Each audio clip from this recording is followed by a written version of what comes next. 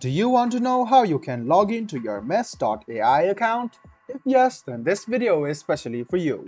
Hello and welcome to AI Basics. It's your host back again with yet another interesting tutorial video. In this video, I'm going to teach you how you can log into your mesh.ai account. Go ahead and open Chrome or Edge browser on your PC, go to the Google search bar and then search for mesh.ai login. Click on the first link which appears on your screen. It will take you to the official login portal of mesh.ai.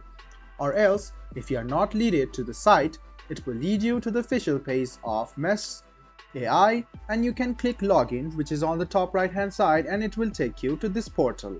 You can log in using your social accounts such as your Google or Facebook account, or you can use the old technique way with your email address. Go ahead and write down your email address in this box and then write down your password in this box over here. After that, click login.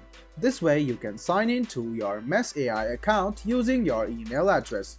You can click remember me on this device and you will not have to log in the next time you try to sign in to mesh.ai.